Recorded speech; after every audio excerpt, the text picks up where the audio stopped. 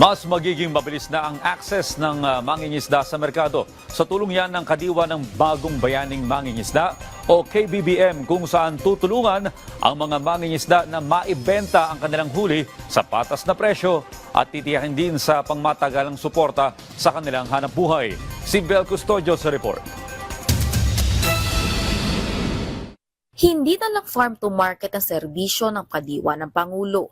Mas pinalawak pa ang serbisyo nito dahil magsisilbi na rin itong sea-to-market. Umabot na ang serbisyo ng Kadiwa ng Pangulo sa mga mangingisda sa West Philippine Sea. Ito'y sa pamamagitan ng Kadiwa ng Bagong Bayaning Mangingisda o KBBM na unang nilaunch sa Palawan. Sa panayam ng PTV kay Department of Agriculture Assistant Secretary Genevieve Guevara, sinabi niyang layunin ng KBBM na maging tulay para sa direktang akses sa mga mangingisda sa merkado. Makatutulong din ito para maibenta ang kanilang huli sa patas sa presyo. Pati po yung ating PCG, meron po silang, yun nga po yung sinasabi natin, po pwedeng dalhin ng ating mga mangingisda yung kanilang catch.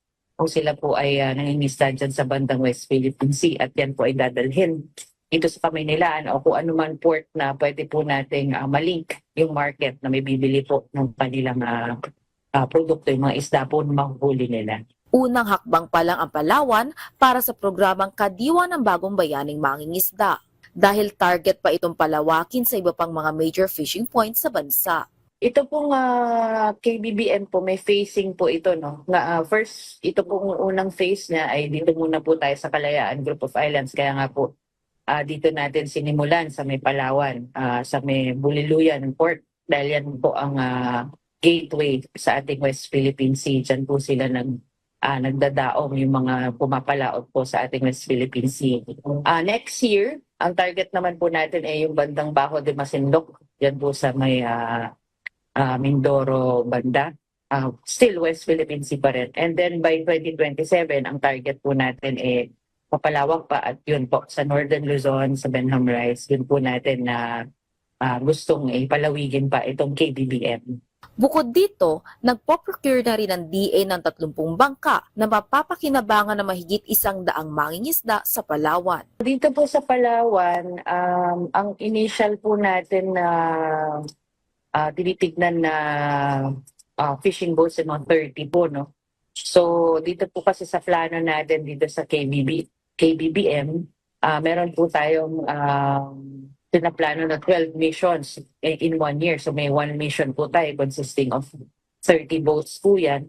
Sa kabila ng makulimlim na panahon sa Palawan, masaya pa rin sinalubong ng mga local fishermen ang mga opisyal ng Bureau of Fisheries and Aquatic Resources at Philippine Coast Guard sa pagpapadala ng KBBM sa kanilang lugar.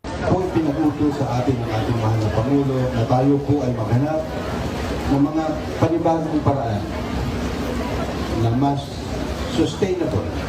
Kaya sama-sama po kami ng BFAR, ng Department of Agriculture, ng local government units. Kasama rin po ang Department of Labor, ang National Youth Commission, ang Palawan Council for Sustainable Development, at iba pang mga ahensya ng gobyerno. Sama-sama po kami nag-isip kung paano po namin madala, maihatid sa tamang mamamayan, mga tao, ang serbisyo galing sa ating gobyerno.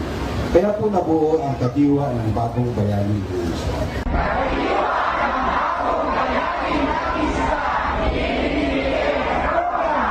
Vel Custodio para sa Pambansang TV sa Bagong Pilipinas.